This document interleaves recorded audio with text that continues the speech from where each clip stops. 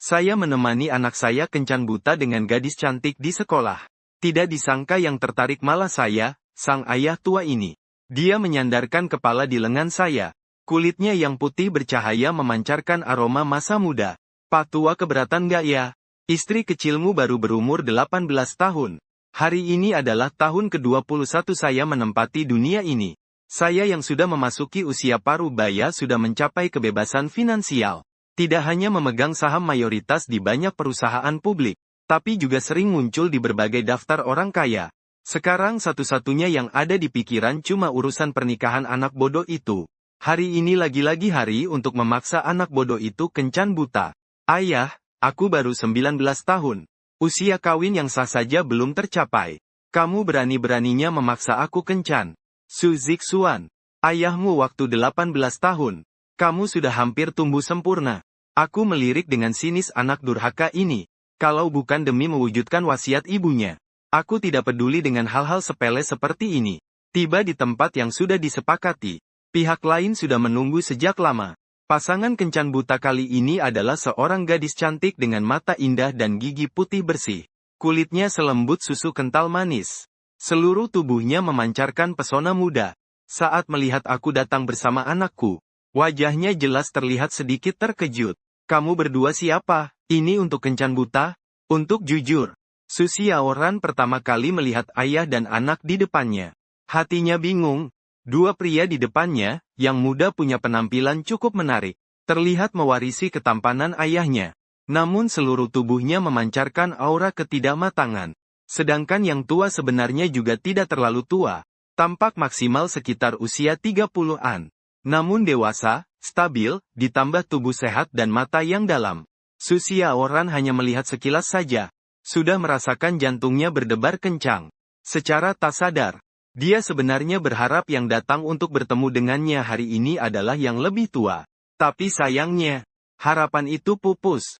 Melihat Ku Zixuan yang duduk di depannya, Su Xiaoran menghela napas ringan dalam hati. Lalu secara sopan berkata, baiklah.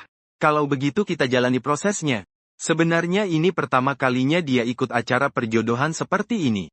Sebab utamanya adalah karena dia dijebak oleh bibinya yang membuka biro jodoh. Sebelumnya dia sama sekali tidak punya niat untuk ikut perjodohan. Dia baru berapa umur sih? Bulan lalu dia baru saja merayakan ulang tahunnya. Baru berumur 18 tahun. Tapi tidak ada jalan lain. Karena bibinya bilang permintaan pelanggan ini sangat tinggi. Pertama usia dibatasi di bawah 19 tahun. Tapi gadis seumuran itu mana mungkin mau ikut perjodohan. Jadi akhirnya dia hanya bisa mengatur keponakannya untuk mengisi kuota. Kamu tanya aku jawab. Ku Zixuan berkata dengan acuh tak acuh. Meskipun pada pandangan pertama dia melihat Su Xiaoran juga terkesima. Tapi sayangnya, begitu lama menjodohkan telah membuatnya memiliki reaksi stres instingtif terhadap pasangan kencan. Rasa suka pertama dengan cepat menghilang tanpa jejak. Usia 19. Aku baru saja berusia 18. Kondisi pekerjaanmu? Tidak bekerja. Masih kuliah. Anggota keluarga bilang ayahku ada di sini. Su Xiaoran secara naluriah menengadah melihatku duduk di samping Ku Zixuan. Dia sama sekali tidak menyangka pria yang tampak berusia sekitar 30 tahun itu. Ternyata punya anak sebesar itu. Ini terlalu berlebihan. Kalau begitu kamu punya rumah? Ayahku punya 10 apartemen besar di pusat kota. 5 villa besar di pinggiran kota. Punya mobil? Ayahku punya Bentley, Lamborghini, Ferrari 488, McLaren, Porsche Panamera. Su Xiaoran terdiam. Dalam hati dia tak bisa menahan diri untuk mengeluh. Ini sebenarnya perjodohan dengan kamu atau dengan ayahmu? Apa hubungannya rumah dan mobil ayahmu denganmu? Mungkin setelah ayahmu meninggal 100 tahun lagi, semua itu akan menjadi milikmu. Tapi melihat kondisi ayahmu sekarang, dia juga tidak terlihat akan segera meninggal. Lagi pula, ada 10 unit apartemen besar di pusat kota. Di pinggiran kota ada 5 villa. Ada juga Bentley, Ferrari McLaren. Sekarang sedang membual tanpa persiapan ya. Mendengar ini, saya langsung menamparkan anak saya begitu saja. Anak nakal. Kamu bisa nggak serius dikit sih? Ayah, tolong aku. Ini kan nggak salah ngomong apa-apa. Ku Zixuan menutup kepala sambil bergumam pelan. Awalnya aku mau tampar bocah ini lagi. Tapi kebetulan dapat telepon. Jadi aku melotot ke dia. Lalu buru-buru keluar. Nanti aku beresin bocah ini lagi. Melihat reaksi ayah dan anak itu, Susiaoran makin yakin penilaiannya tadi memang cuma omong kosong. Kalau benar kaya banget, kenapa harus datang ke biro jodoh bibi dia untuk cari pasangan? Di luar sana, para sosialita dan putri bangsawan, sopan santun mereka mungkin harus antre ya. Melihat ayah pergi, Su Zixuan merasa lega. Cepat-cepat mendekat, berbisik ke Susiaoran. Oke cantik, aku lihat kamu juga menolak aku, kan? Kebetulan aku juga tidak tertarik sama kamu. Kalau begitu, sekarang sudahlah. Kita masing-masing pulang ke rumah. Masing-masing cari mama. Gimana? Nanti kalau pria tua itu sudah kembali, kamu bilang saja kamu tidak tertarik sama aku. Aku harus pergi dulu. Kalau setuju, anggap kakak berhutang budi pada kamu. Susiaoran berbisik dalam hati.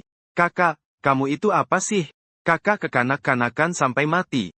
Dan dia tua ya? Sama sekali tidak tua, oke. Pria seusia ini justru yang paling dewasa. Dan paling menarik. Memikirkan hal itu, aku juga tidak tahu dari mana datangnya dorongan tiba-tiba itu. Mulai bicara langsung bilang oke. Tapi kamu harus memberi aku nomor telepon ayahmu. Ku Zixuan terdiam sejenak. Barusan terjadi apa sebenarnya? Apakah dia mengalami halusinasi pendengaran? Wanita cantik di depannya malah minta nomor telepon ayahnya.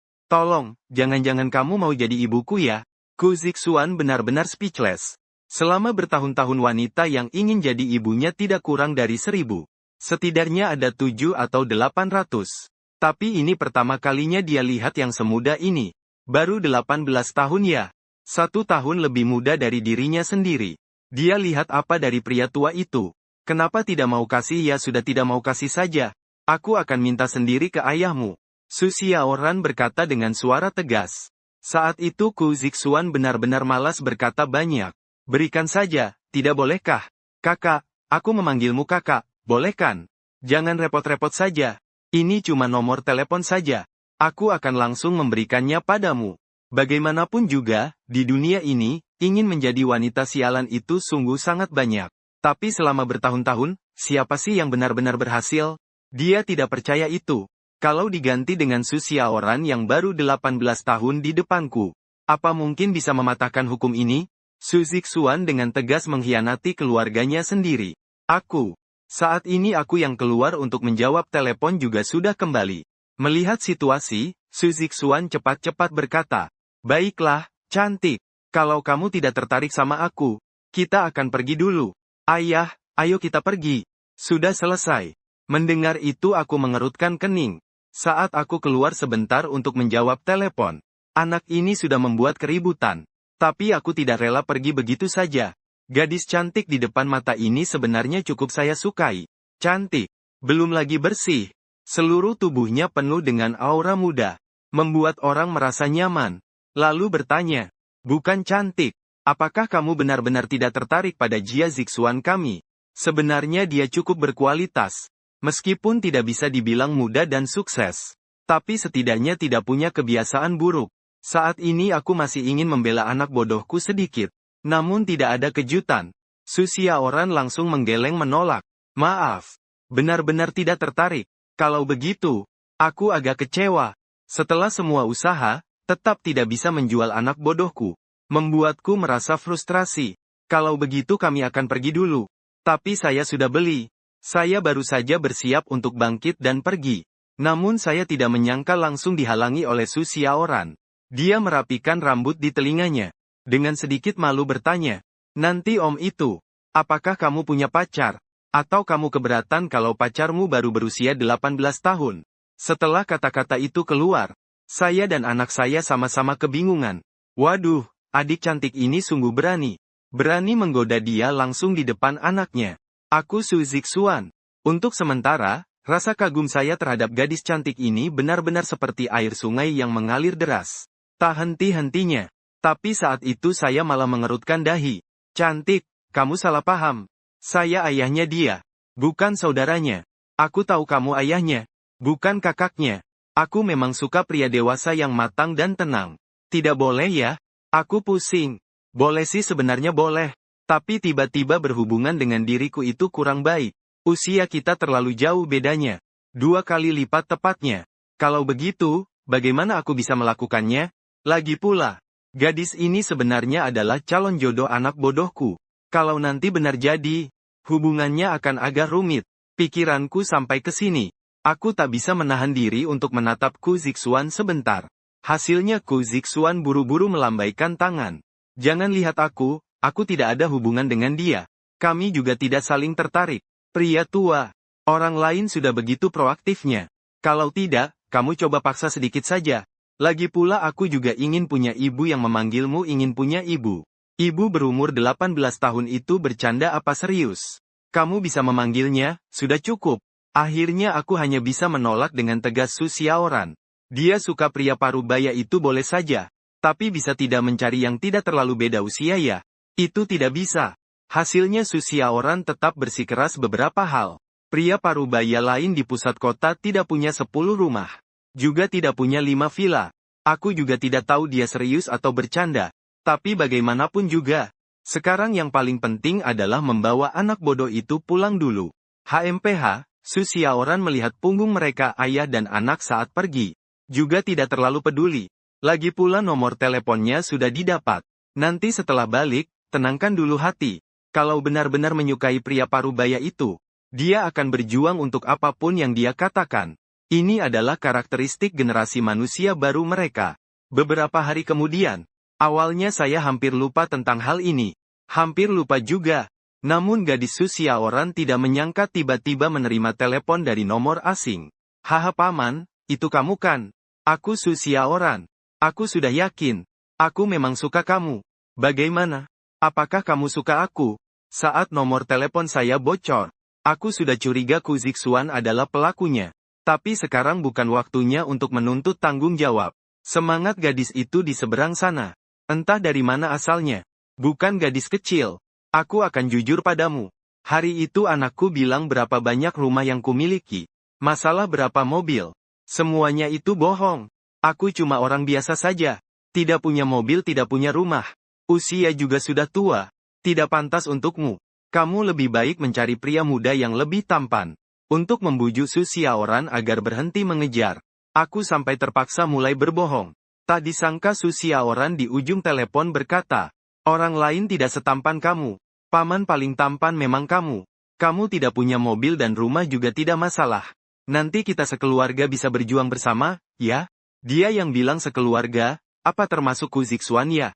Membayangkan adegan Ku Zixuan memanggil dia, ibu. Aku cuma merasa penuh dengan garis hitam di kepala. Mana ada ibu? Umurnya malah 1 tahun lebih muda dari anakku. Tapi mendengar Su Xiaoran bilang dia tampan. Hatiku masih agak sedikit lega. Ini membuktikan perawatannya baik. Meskipun sudah berusia 36 tahun. Tapi memang terlihat tidak berbeda dengan orang berusia 30 tahun. Bukan masalah rumah atau mobil. Yang utama memang tidak cocok. Bagaimana kalau seperti ini? Kamu berikan aku nomor telepon orang tuamu. Aku akan berbicara dengan mereka. Su Xiaoran hanya akan setuju kalau dia bodoh. Ibuku harus bekerja 2 shift setiap hari. Bekerja selama 12 jam. Kamu yakin mau nomornya? Nada suara Su Xiaoran agak sedih. Setelah aku mendengar ucapannya itu, aku langsung diam. Kalau memang seperti ini, benar-benar sungkan mengganggu ibunya. Hanya menambah beban pikiran mereka. Tapi masalah ini harus tetap diselesaikan. Kalau tidak, lebih baik buat janji bertemu dengan gadis itu. Bisa bertemu sekali untuk ngobrol baik-baik secara langsung. Bisa mencoba membujuknya dengan baik. Dan seharusnya saat terakhir menemani anak bodoh pergi kencan buta. Berpakaian terlalu resmi. Juga terlalu berwibawa.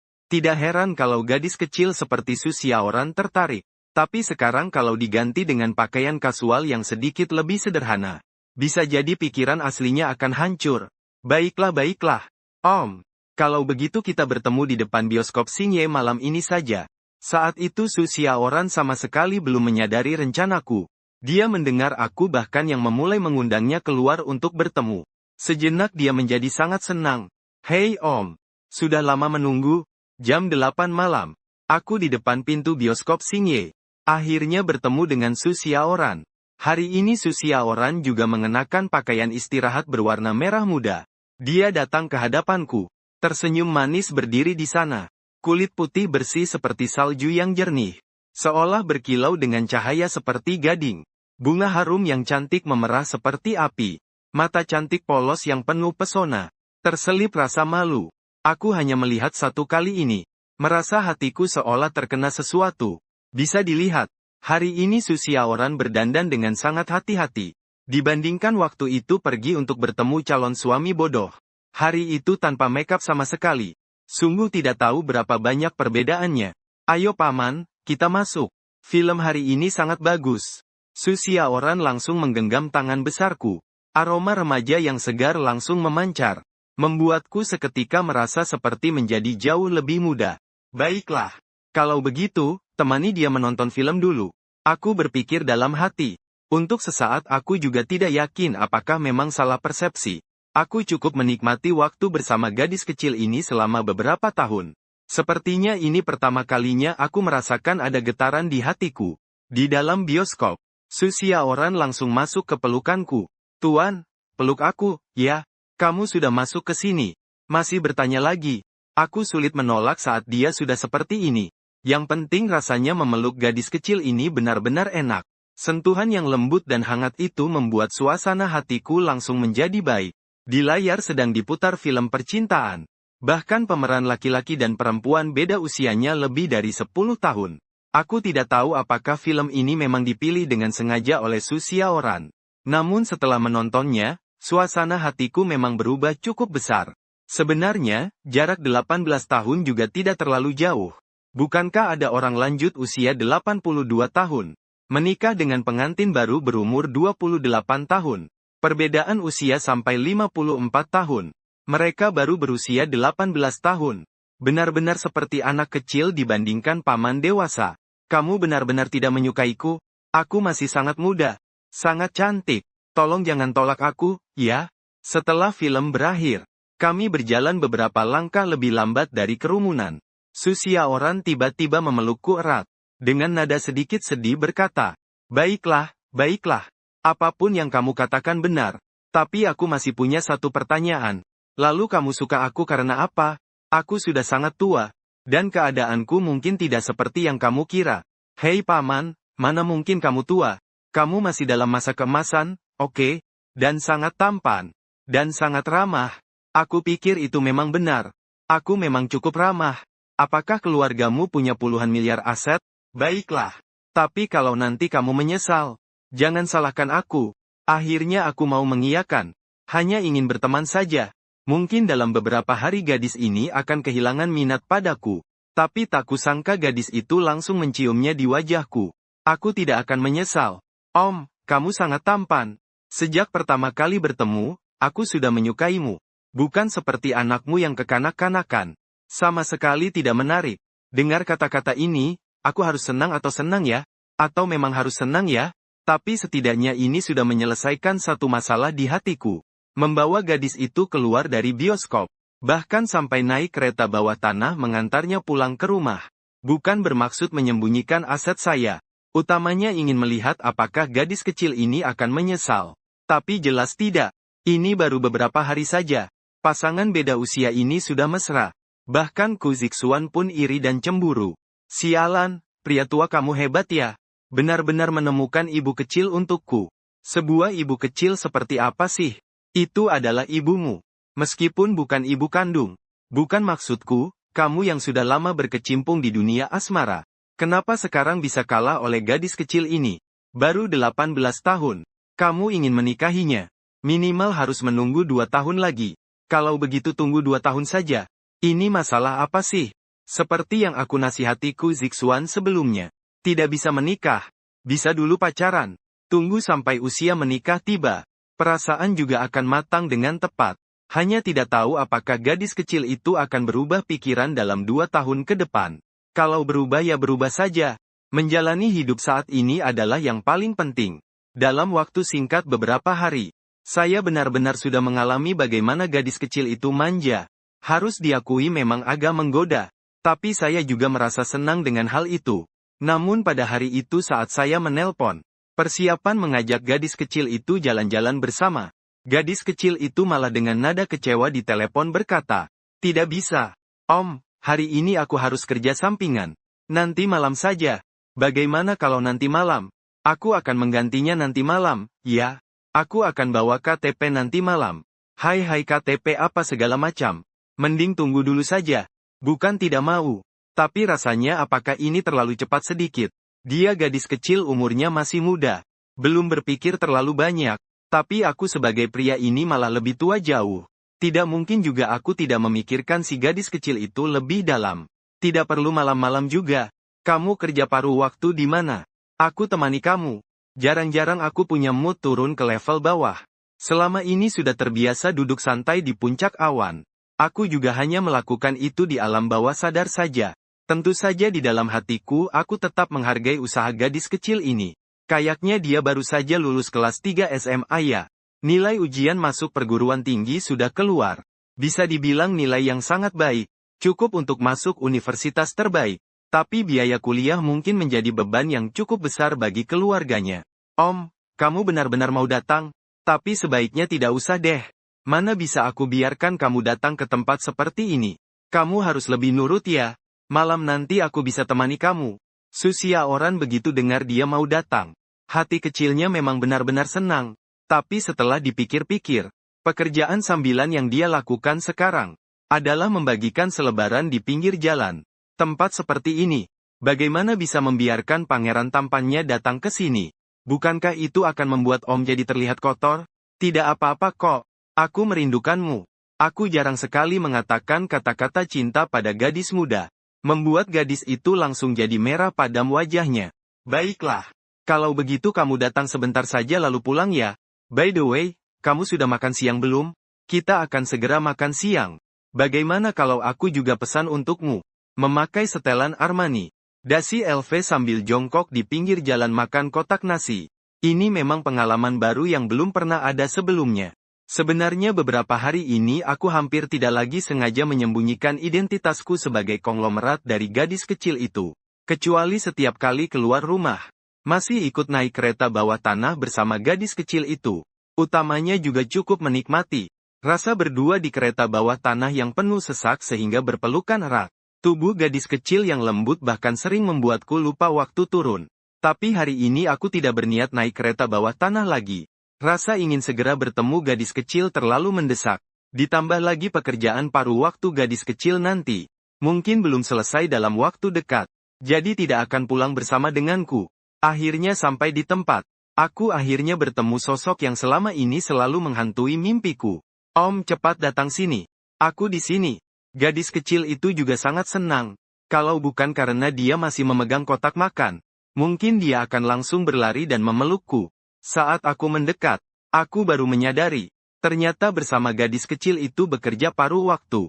Ada 5 atau 6 gadis lainnya. Usia gadis-gadis ini umumnya masih muda. Tapi yang terlihat paling cantik, dan paling penuh semangat muda, adalah gadis kecil dari keluargaku. Gadis-gadis lain saat itu sudah duduk berjongkok di sebelah. Mulai memakan kotak makan mereka. Hanya Susia Oran. Karena memegang 2 kotak makan. Ditambah lagi tidak ada tempat untuk meletakkan. Maka dia hanya bisa menatap dengan mata melongo. Susia Oran. Ini pacarmu ya? Kok orangnya seperti omom saja? Aku baru saja berjalan ke sini. Ternyata di antara 5 atau 6 gadis yang sedang makan itu, ada yang sedikit bersikap sinis. Karena Susia Oran terlalu cantik. Sebenarnya mereka semua juga cukup cemburu pada Susia Oran. Saat ini melihat kesempatan untuk menjatuhkan Susia Oran. Bagaimana mungkin mereka akan melewatkannya? Tapi Susia Oran mendengarnya, matanya membelalak dan mulutnya. Muka cemberut, lalu jadi bagaimana? Apakah paman kami tidak tampan? Beberapa gadis itu tiba-tiba terdiam. Memang bisa dibilang sangat tampan. Dan berbeda dari tampan anak muda yang sering pamer dan manja. Tampan anak laki-laki biasa. Ini benar-benar pesona mematikan pria dewasa. Malah membuat 5 atau 6 gadis di tempat itu merasa ada getaran asmara di hati mereka. Setelah beberapa saat, akhirnya masih gadis yang sebelumnya mengkritik itu yang berbicara dulu. Pertama-tama bilang tampan. Tapi buat apa? Usia sudah segini. Masih menyuruh pacarnya kerja sambilan di jalan. Kalau bukan tidak mampu, apalagi ini. Sudah bertahun-tahun. Aku masih pertama kali dikatakan tidak mampu. Dan itu dikatakan oleh cewek muda pertama kali. Tapi belum sempat bereaksi. Anak gadis kami sudah mulai marah. Kamu omong sembarangan apa? Om saya bagaimana? Apa kamu pantas menilai? Aku langsung merasa lega. Semangat anak gadis ini cukup bagus. Tapi caranya kurang tepat. Cantik, kalau boleh tanya. Pria yang tidak mampu seharusnya seperti apa? Kum sedikit keras kepala. Setidaknya harus punya mobil bagus ya. Usiamu sudah segitu. Jangan bilang. Tidak ada bahkan satu mobil Mercedes atau BMW pun. Aku mendengar itu dan sedikit terseret dalam pemikiran. Memang tidak ada Mercedes atau BMW. Utamanya karena mobil yang sangat murah ini. Dulu merasa memalukan untuk mengendarainya keluar. Aku memang tidak punya Mercedes atau BMW. Tapi aku memang punya mobil. Begini saja. Mobilku terparkir di seberang jalan. Kalau mau, aku bisa mengemudikannya ke sini. Biar kalian bantu lihatkan. Bukan Mercedes atau BMW. Ada apa yang menarik untuk dilihat? Mungkin hanya mobil biasa untuk pergi pulang saja. Mending mobil bekas saja. Jangan sampai nanti pacar kamu jadi lebih malu. Kurasa gadis kecil di depanku ini hanya tahu mobil bagus seperti Mercedes dan BMW saja. Kalau tidak, bagaimana mungkin dia berkata sombong seperti itu? Tapi begitu juga baik. Pas untuk mengajarinya mengenal mobil yang lebih bagus dari Mercedes dan BMW. Sebenarnya masih banyak mobil sport Bentley. Astaga, mobil ini pasti harganya jutaan yuan ya. Aku bawa mobil antar jemput hari ini ke sini.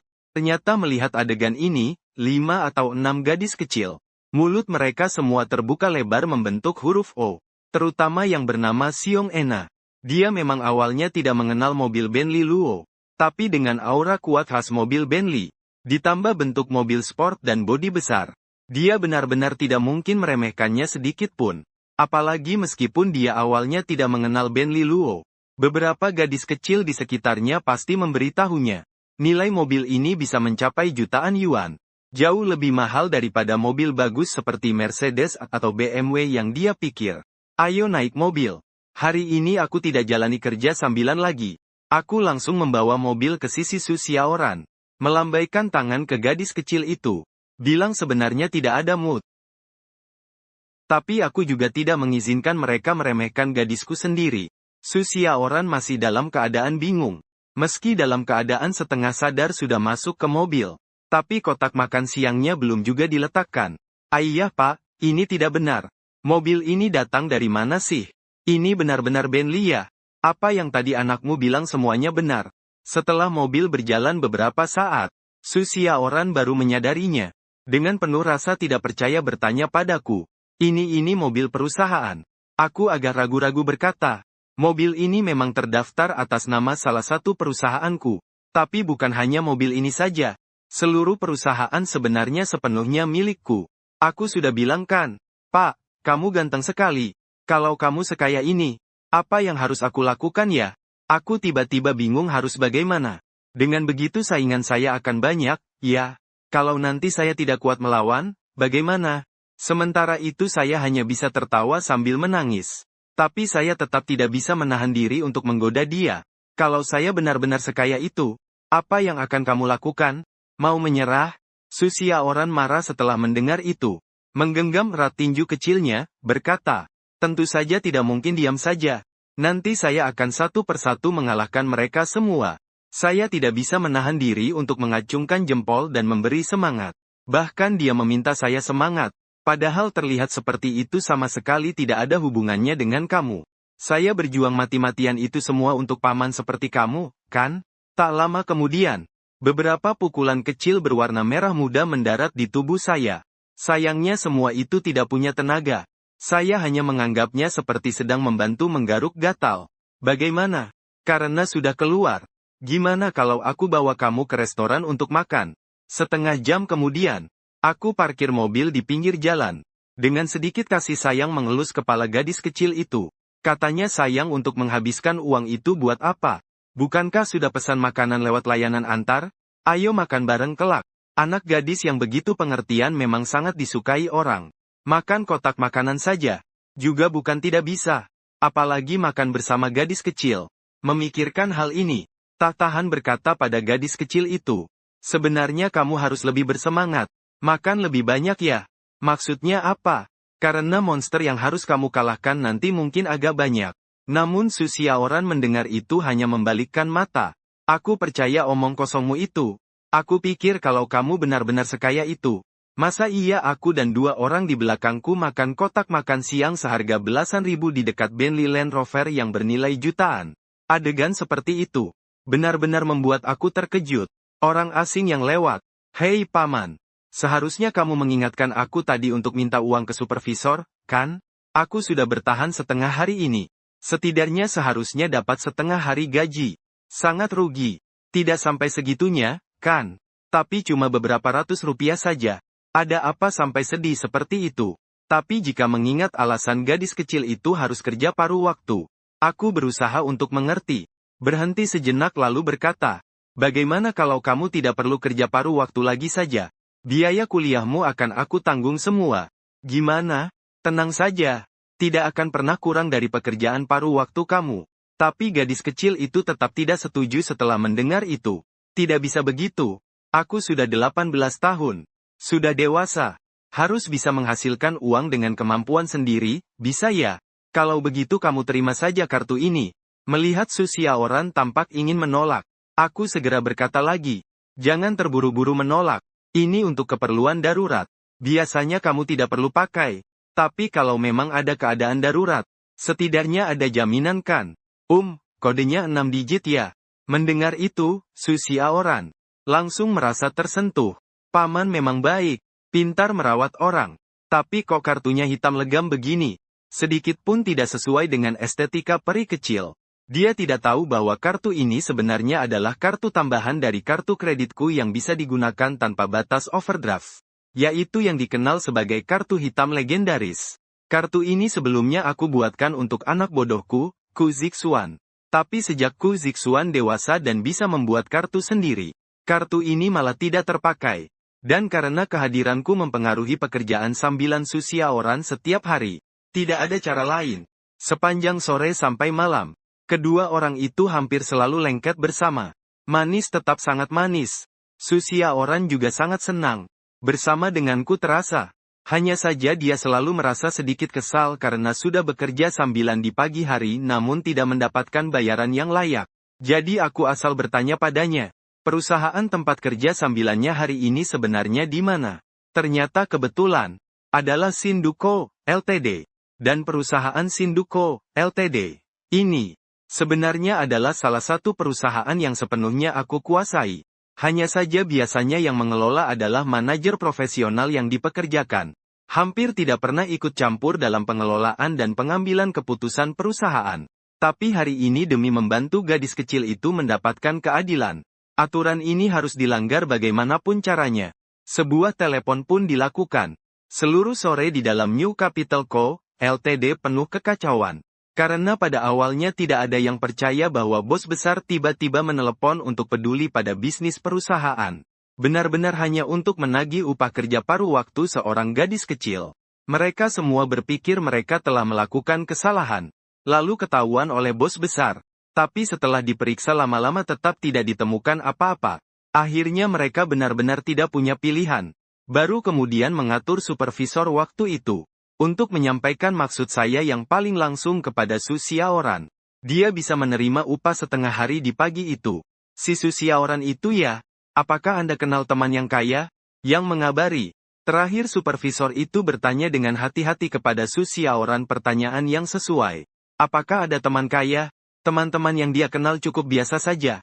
Kecuali pria idamannya, si Om. Sampai sekarang dia sebenarnya masih belum tahu apakah pria idamannya itu kaya atau tidak. Pokoknya dia juga tidak terlalu peduli. Jadi dia benar-benar cuek saja. Om itu benar-benar ngasih uang ke aku. Keren banget. Terima kasih ya. Supervisor di ujung telepon akhirnya ketakutan dan menutup telepon duluan. Kenapa begitu? Karena dia sudah bisa mendengar. Alasan bos besar tiba-tiba menelpon. Meminta mereka membayar separuh gaji harian untuk kerja paruh waktu Susyaoran. Adalah karena ada om tertentu yang dekat dengan Susyaoran. Selain itu, hubungan Susyaoran dan om itu jelas tidak biasa. Mereka bahkan sampai bersentuhan. Apa mungkin hanya hubungan biasa saja? Bisa jadi Susyaoran adalah calon nyonya bos mereka di masa depan. Kalau mereka tidak kaget, itu yang aneh. Itu bagus. Dan bisa melihat suasana hati Susyaoran menjadi lebih baik. Hatiku juga sangat senang. Mengingat kembali saat tadi di depan gadis kecil berkata bahwa aku bekerja di New Capital Co., Ltd. Kebetulan ada orang yang aku kenal yang bisa membantunya mendapatkan gaji. Keraguan di mata gadis kecil itu. Aku merasa bahwa sikap kagum di matanya terhadapku lebih menarik. Mereka bahkan memintaku untuk bekerja paruh waktu lagi besok. Susiaoran mengibaskan ponselnya yang baru saja menerima pesan. Dengan senang berkata, apakah ini bisa dianggap seperti memukul kaki sendiri dengan batu? Dengan begitu bukankah aku jadi tidak ada banyak waktu untuk bersama diri sendiri? Baiklah. Yang penting dia senang. Masih banyak waktu ke depan, kan? Apa dia juga sudah siap mendaftar di Juda? Hari ini anak bodohku Ku Zixuan baru saja pulang ke rumah. Tapi langsung mendengar kabar buruk itu dari mulut ayahnya sendiri. Beberapa hari ini setelah pertimbangan, Susiaoran sudah memutuskan universitas yang akan dia masuki, yaitu sangat besar dan sangat besar. Sekaligus juga universitas terbaik dan terkuat di kota besar bahkan provinsi besar. Tapi sekarang ada satu masalah. Universitas tempat Ku Zixuan kuliah saat ini sebenarnya juga sama-sama besar. Dan ketika masuk pada bulan September, dia sudah tahun kedua. Bukankah ini berarti ibu tiri menjadi adik kelas? Ku Zixuan terkejut. Nanti saat sampai di kampus, jika bertemu dengan Susiaoran, dia harus bagaimana memanggil, panggil nama saja. Tapi lebih sopanlah. Sementara itu ingin menangis tapi tidak bisa. Panggil nama saja bagaimana bisa sopan. Tentu saja di sekolah juga memang tidak mungkin memanggil adik kelas ibu tiri. Kalau benar-benar dipanggil begitu, maka posisi Tian Chao, salah satu dari 4 cowok ganteng di universitas besar itu akan jadi apa? Dan reputasi Susiaoran juga tidak akan terlalu baik. Meskipun Susiaoran mungkin tidak terlalu peduli. Tapi bagaimanapun juga ini di sekolah. Titik konvergen selalu tidak salah. Ini terlalu kebetulan ya. Kemudian ketika Susiaoran mengetahui fakta ini, dia juga merasa sangat ajaib. Bisa berada di sekolah yang sama dengan anak dari pria tua yang dia sukai. Bisa dibilang itu adalah suatu takdir. Hubungan seperti ini memang bisa saja membuatnya bingung. Tapi sebenarnya dia tidak terlalu khawatir. Karena sejak awal memilih untuk mengejar pria tua itu menjadi pacarnya. Sebenarnya dia sudah siap secara mental. Menghadapi berbagai macam gosip. Tapi dia tidak menyangka. Saat itu aku tiba-tiba berkata, kalau kamu merasa tidak nyaman, aku akan suruh dia pindah sekolah saja. Aku tidak banyak bicara. Tapi kata-kata itu membuat Ku Zixuan yang sedang mendengarkan di sebelah langsung menangis deras. Di mana sosok ayah penyayang yang dijanjikan? Sekarang hanya demi mendapatkan senyuman wanita. Justru ingin membuat anaknya ini pindah sekolah. Ini benar-benar tidak adil. Tidak perlu seperti itu. Tapi nanti suruh dia hati-hati saja. Jangan panggil aku ibu tiri di depan teman-teman saja. Untungnya Susiaoran cukup mengerti situasi. Hal ini membuat Ku Zixuan sedikit lega dalam hati. Tapi di dalam hati juga berpikir, nanti di sekolah kita bisa menghindarimu, kan tidak masalah. Kalau tidak bisa menghindar, bagaimana bisa menghindar? Dia juga cukup khawatir dengan kecantikan Susiaoran. Kalau begitu bisa jadi akan terjadi keributan besar di sekolah. Jika ada yang berani memaksa Susiaoran menerima dengan paksa. Su Zixuan sulit membayangkan langkah petir apa yang akan diambil ayahnya. Memikirkan hal ini, Su Zixuan langsung merinding. Sebagai anaknya, dia tentu pernah melihat kekayaan besar dan kekuatan kuat di balik pria tua itu. Sekali benar-benar ada yang membuat pria tua itu marah, atau menyentuh batas bawahnya. Bisa dikatakan 99,99% konglomerat atau perusahaan di dalam negeri akhirnya akan celaka. Bahkan bisa bangkrut. Tidak diragukan lagi. Beberapa hari kemudian, pekerjaan sambilan Susiaoran pada dasarnya sudah hampir selesai. Kali ini pekerjaan sambilannya. Susiaoran merasa tidak hanya penuh arti tetapi juga belajar banyak hal. Pasti ada kerja kerasnya. Tapi dibandingkan dengan membagikan selebaran sebelumnya, ini sudah jauh lebih ringan. Ternyata pada hari itu Susiaoran kembali ke New Capital Co., Ltd. Untuk bekerja. Atasan saat itu langsung tidak mengatur dia keluar membagikan selebaran lagi, melainkan memberinya pekerjaan sebagai staf administrasi biasa. Tidak ada pilihan lain. Kelak bahkan mungkin menjadi istri bos mereka. Mereka nyaris memperlakukan dia seperti ratu. Haha paman. Aku menghasilkan 4.800 yuan loh. Hebat kan?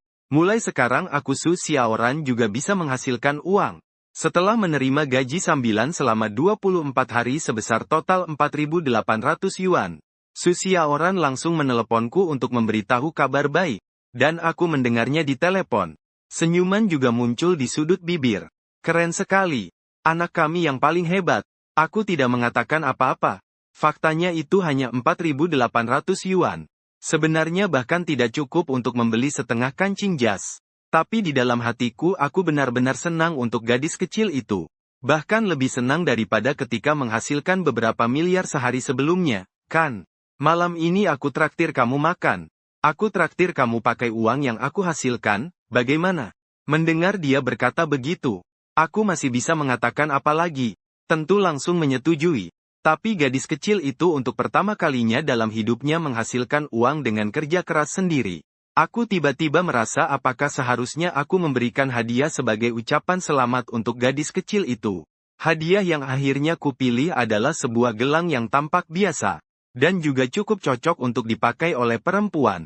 Tapi yang tidak biasa adalah, gelang itu sebenarnya dirancang oleh desainer terkenal dari luar negeri. Dan bahan yang dipilih juga cukup berharga. Karena di dalamnya digunakan batu rubi berkualitas tinggi. Hanya sebuah gelang kecil ini. Waktu itu saya beli dengan santai di pelelangan. Harganya mencapai 3 juta. Sekarang juga tidak tahu sudah naik berapa nilainya. Tapi kalau dilelang di tempat dengan tingkat yang sama, saya yakin harga akhirnya tidak akan kurang dari 5 juta. Tapi gelang rubi senilai 5 juta. Saya rasa tidak pantas untuk perhatian si gadis kecil. Saya tidak menyangka. Su Xiaoran juga menyiapkan hadiah untuk saya. Adalah sebuah dasi biru. Ya, itu dibeli dengan gaji yang dia dapat dari kerja paruh waktu. Bukankah kamu masih butuh uang untuk sekolah? Kenapa memboroskan uang yang susah payah dihasilkan? Meski saya sangat menyukainya di hati, tapi saya juga jadi sayang dengan kepedulian gadis kecil itu. Dia bekerja selama 24 hari. Total hanya menghasilkan sekitar 4.800 yuan. Tapi lihat kondisi dasi ini. Diperkirakan setidaknya menghabiskan sekitar 2.000. Meskipun dasi sekelas ini, bagi saya ini sangat rendah kualitasnya. Tapi bagi Su Xiaoran, ini adalah jumlah uang yang sangat besar. Kamu kan sudah memberikan aku sebuah kartu. Aku pikir pacar. Menggunakan uang pacar sepertinya sudah menjadi hal yang wajar. Jadi saya tidak akan sungkan lagi sama kamu. Nanti aku akan menggunakan uangmu untuk membayar uang kuliah. Juga biaya hidup. Takut tidak. Tapi kamu juga tidak perlu merasa terlalu dirugikan. Nanti kalau aku mau kasih kamu sesuatu, pasti aku akan gunakan uang sendiri yang aku hasilkan. Baru itu yang bermakna. Kata Su Xiaoran sambil tersenyum lebar. Setelah mendengarnya mengatakan hal itu, saya baru sedikit merasa lega. Sebenarnya sebagai seorang pria, terutama pria yang sangat mampu seperti ini, sama sekali tidak keberatan wanitanya menghabiskan uangnya. Bahkan mungkin sangat menyukainya. Tapi si gadis kecil belum paham juga. Saya juga tidak bisa memaksakan.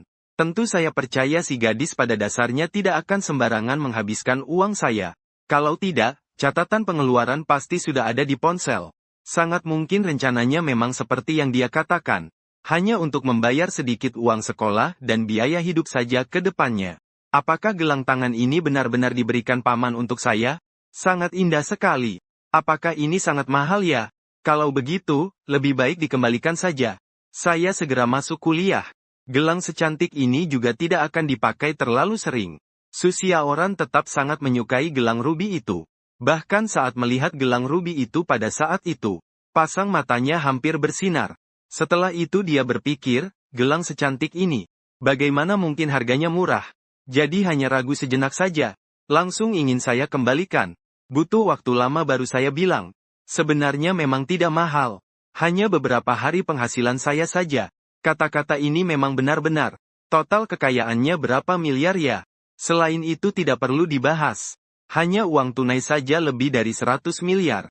Kalau disimpan di dana yang menjamin modal atau obligasi, keuntungannya dalam beberapa hari itu mungkin tidak kurang dari 10 juta yuan. Benar-benar sangat bagus. Kalau begitu saya akan menyimpannya. Gadis kecil itu tidak merasa ada yang salah dengan ucapan saya bahwa hadiah untuk diri sendiri hanya bernilai beberapa hari penghasilannya. Tidak ada kesalahan apa-apa. Sebaliknya dia malah merasa senang. Karena dengan begitu dia bisa dengan tenang menerimanya. Dia memang cukup menyukai gelang rubi ini. Hanya tadi logika mengalahkan naluri. Sehingga tidak terlihat dulu saja. Ini adalah kencan yang membuat kedua belah pihak sangat senang. Hingga terdengar suara terkejut. Kamu kan Kuge? Astaga, sudah bertahun-tahun tidak bertemu. Tidak menyangka bertemu kamu di sini. Saat menengada baru aku sadar. Ini adalah pria yang kepalanya sudah botak setengah. Pria itu jelas sangat terkejut dan bersemangat melihatku. Dia juga tidak menyangka bisa bertemu orang lama di sini. Apalagi penampilanku masih terlihat muda dan tampan. Berbeda dengan dia yang seumuran. Tapi kepalanya sudah seperti laut tengah, botak. Bahkan sekarang keluar rumah tanpa membawa termos berisi goji berry pun tidak percaya diri. Mengangkat kepala melihat orangnya. Kamu Yandeva. Akhirnya aku mengenali orang itu. Salah satu teman sekelas waktu SMA. Dulu sempat duduk di meja yang sama. Tapi memang sudah lama tidak berhubungan. Saat itu Yandeva menatap gadis muda dan cantik yang duduk di sebelahku. Tanpa sadar mulai berbicara. Iya, kau masih ingat aku ya? Aku hampir tidak mengenali diriku sendiri. Benar. Ini putrimu. Dia benar-benar cantik. Umurnya berapa tahun sekarang? Putri-putri itu memang sebuah kesalahpahaman besar. Tapi aku tidak menemukan kesempatan untuk menjelaskannya dengan jelas kepada pihak lain. Utamanya karena pihak lain terlalu senang melihatku. Mereka langsung membungkam banyak kata-kataku. Kemudian ketika mereka menyebutkan kenangan masa SMA. Meski aku tidak punya perasaan khusus terhadap teman-teman ini, tapi aku tetap punya sedikit kenangan. Dulu aku terlalu fokus mencari uang. Bahkan pernah cuti kuliah selama setahun untuk mencari uang. Tidak ada cara lain. Terutama karena waktu tidak menunggu. Gelombang zaman besar. Sebenarnya di zaman dan tempat manapun sketsanya kurang lebih sama. Misalnya properti. Lalu misalnya internet. Kalau terlewatkan, maka akan benar-benar kehilangan kesempatan ini. Waktu itu jika tidak berusaha mati-matian sedikit saja. Sekarang mana mungkin memiliki usaha sebesar ini? Juga karena saat itu terlalu fokus mencari uang. Nilai di sekolah jadi sangat buruk. Tentu saja saya juga tidak peduli. Di zaman dan tempat ini. Sebenarnya saya adalah anak yatim atau lebih tepatnya sebut anak dan istri. Karena sama sekali tidak tahu siapa sebenarnya orang tua kandung saya. Sejak kecil sampai besar saya tumbuh di panti asuhan. Kepribadian juga menyendiri. Selama beberapa tahun masa SMA, hampir tidak punya teman. Lalu banyak guru dan teman sekelas malas mengurus saya. Bahkan banyak teman memandang saya seperti bahan olokan. Mengatakan sayang memiliki wajah baik seperti ini. Sayangnya dia hanya orang yang tidak berguna. Nanti juga dipastikan tidak akan mencapai apa-apa. Hei ketua kelas Huang Hui masih ingat tidak? Dia termasuk yang cukup sukses di angkatan kita, kan? Pekerjaannya bagus, sudah masuk Alibaba sebagai manajer menengah. Gaji tahunan katanya sekitar 300.000. Sekarang sudah bisa mengendarai Audi A8. Yang penting dia menikah dengan istri muda dan cantik. Katanya baru berumur 28 tahun. Hebat ya, maaf saya tidak sengaja. Saya lupa putrimu ada di sini. Oh iya, barusan lupa mendengar namanya. Anak perempuanmu namanya siapa? Sudah berapa umur? Dia benar-benar cantik, tapi saya tidak memberikan reaksi apa-apa. Susia orang tidak tahan lagi. 2 kali berturut-turut dikira sebagai putriku. Dia juga merasa tidak senang di dalam hati. Jadi aku bilang aku Susia orang. Umur 18 tahun sekarang. Tapi aku bukan putrinya loh. Melainkan pacarnya, benar. Tepat seperti yang kamu pikirkan. Astaga, tadi dia dengar apa ya? Ternyata dia bukan putrinya Laoku. Tapi pacarnya. Pacar yang baru 18 tahun. Astaga, apakah ini terlalu berlebihan? Dan yang cantik juga terlalu berlebihan ya? Sama sekali seperti selebriti besar. Haha, maaf ya. Salah paham, salah paham. Yandeva agak canggung. Tapi juga iri dan dengki. Pacar kecil yang baru 18 tahun. Dia dapatnya gimana ya? Yang penting lihat situasinya. Pacar kecil ini bahkan cari polisi. Dia mencari pria sampai mati. Kenapa aku sendiri tidak punya keberuntungan seperti ini dalam cinta?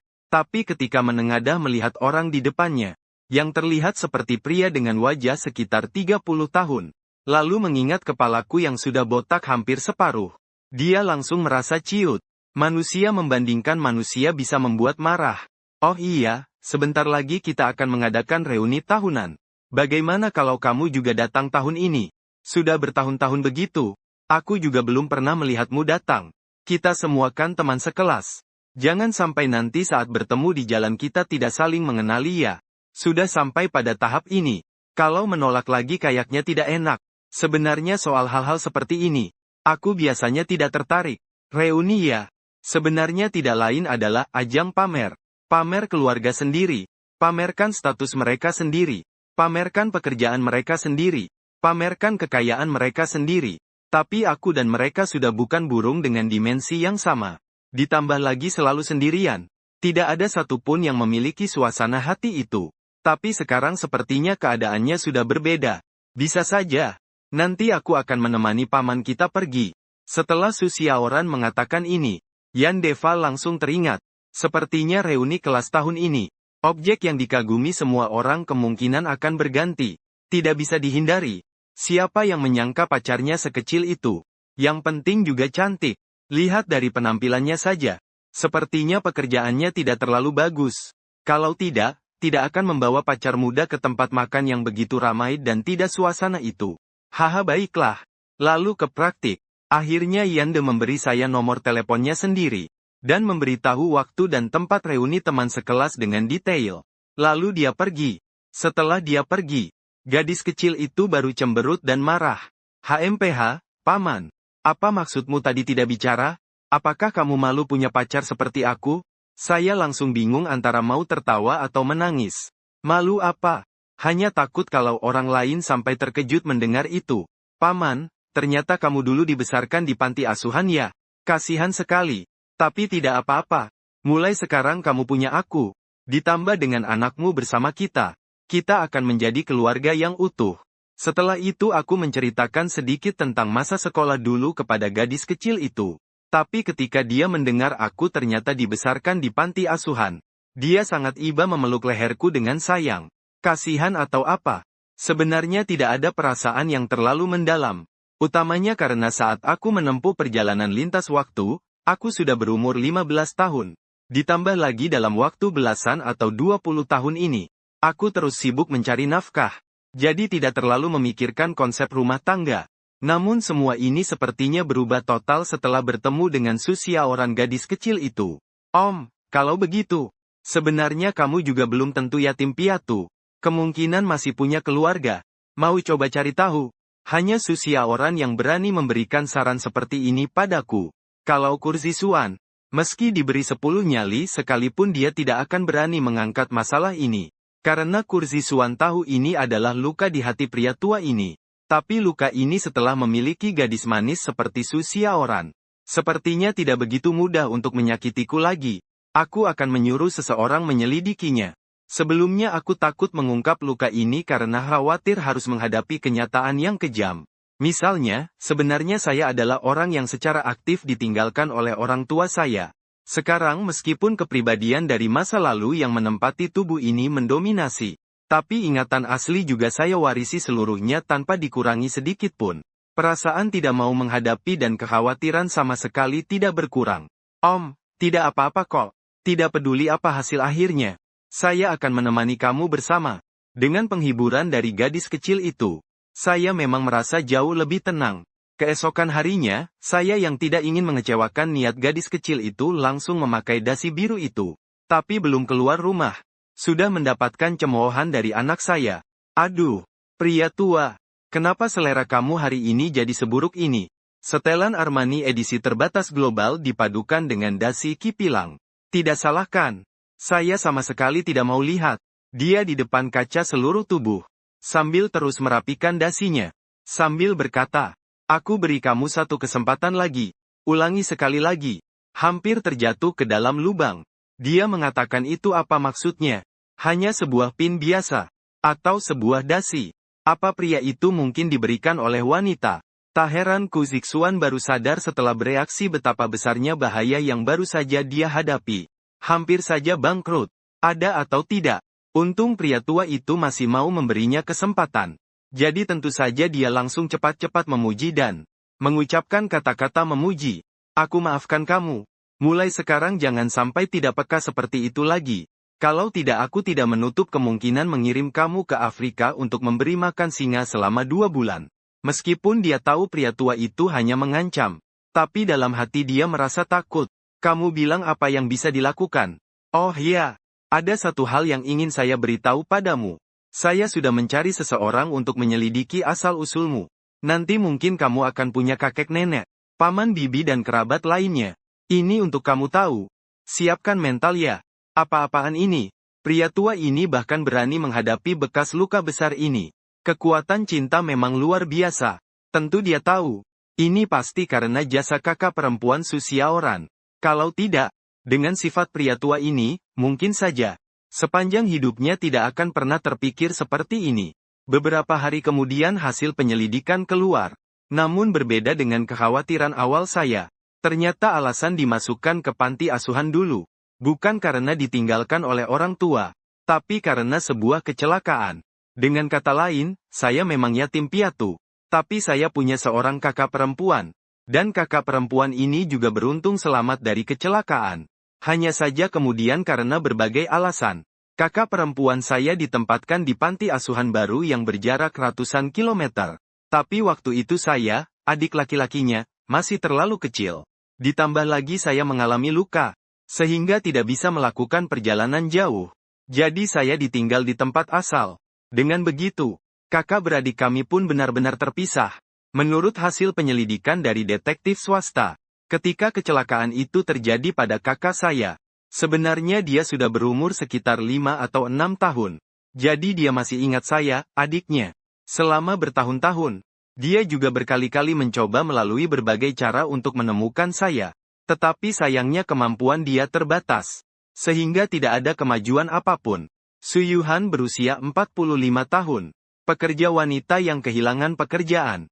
Suaminya Lai Jinhai adalah sopir truk, memiliki seorang anak laki-laki dan perempuan. Kondisi ekonomi biasa saja. Ini adalah data dasar kakak kandungku Ku Yuhan. Saat aku pertama kali melihat data ini, perasaanku agak berat, karena dari data ini bisa terlihat dengan jelas. Kakakku Ku Yuhan selama bertahun-tahun tidak menjalani hidup yang baik. Dengar-dengar saat muda untuk mencariku. Bahkan pernah mengalami banyak kesulitan. Namun aku terlalu takut untuk menghadapi. Selama bertahun-tahun bahkan tidak pernah terpikir untuk memahami asal-usul diriku.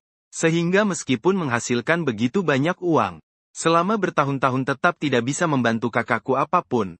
Tapi untungnya sekarang masih ada kesempatan untuk memperbaikinya. Paman, kamu benar-benar sudah menemukan kakakmu. Sangat bagus. Bagaimana kalau aku menemani kamu pergi melihat kakak? Gadis kecil Su Xiaoran selalu begitu perhatian dan penuh pengertian. Tidak seperti anak bodoh itu. Dia terkejut mengetahui bahwa dia ternyata masih punya bibi. Tapi tidak tahu harus bilang apa. Menemani dia pergi bertemu diri sendiri. Bibi ini. Lain kali saja. Aku akan pergi lihat keadaan kakak dulu. Aku akhirnya menolak kebaikan gadis kecil itu. Bahkan anak bodohku Zixuan pun tidak aku paksa. Kakak Ku Yuhan dan keluarganya saat ini tinggal sekitar 300 km dari rumah besar. Adalah sebuah kota kecil. Dan agar praktis, aku langsung berangkat dari rumah memakai Rolls-Royce culinan. Alasan tidak memakai mobil lain. Karena mobil lain biasanya hanya ada 2 jok.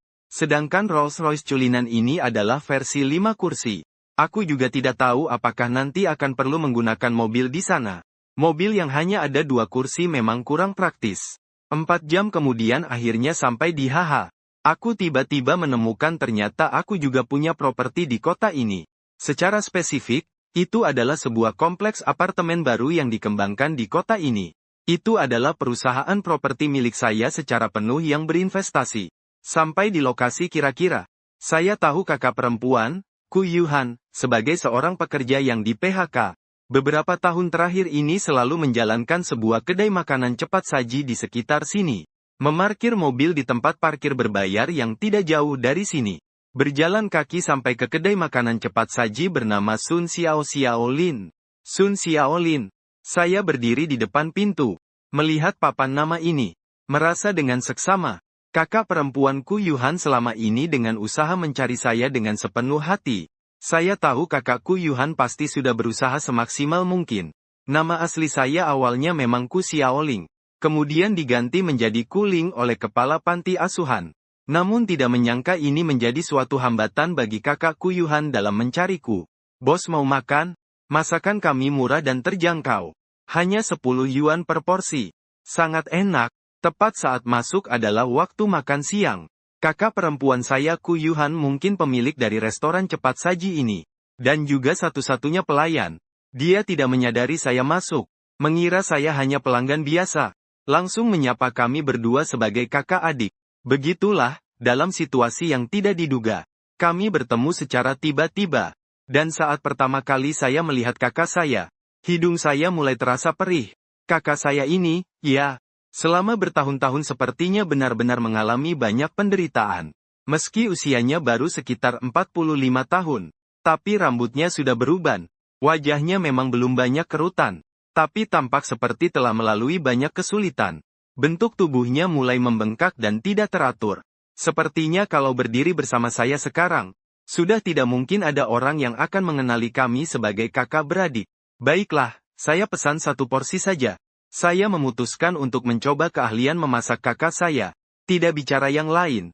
Beberapa tahun yang lalu, saya sebagai anak yang dibesarkan di panti asuhan, pernah sangat mengidolakan dan juga sangat menginginkan satu hal, yaitu bisa makan sepiring masakan yang dibuat oleh keluarga sendiri pada malam tahun baru Imlek. Hari ini walaupun bukan malam tahun baru Imlek, namun keinginan yang sudah lama terpendam akhirnya akan terwujud. Makanan cepat saji seharga 10 yuan per porsi. Rasa sebenarnya tentu tidak akan terlalu enak. Bahan yang digunakan juga tidak diperhatikan dengan teliti. Tapi saat makan seporsi makanan cepat saji yang sama sekali tidak sesuai dengan kebiasaan makan saya ini, saya tanpa sadar memang meneteskan air mata yang panas. Nak, ada apa ini? Mari minum semangkuk sup hangat. Dan Ku Yuhan, yang awalnya sibuk di dapur, mungkin secara kebetulan melihat air mata saya yang berlinang ini. Mungkin karena niat baik, dia mengambil semangkuk sup kental yang penuh, membawanya keluar dari dapur, sambil memberikan kepada saya, sambil menasihati saya. Dia salah mengira bahwa saya mengalami suatu kesulitan. Seperti yang dikatakan, kehancuran orang dewasa seringkali terjadi dalam sekejap. Dia juga tidak berpikir terlalu jauh, hanya karena dia tamunya sendiri. Dia hanya ingin menasihati sedikit saja, namun sama sekali tidak menyangka. Setelah lawan bicaranya melihat kehadirannya, ekspresinya menjadi lebih emosional.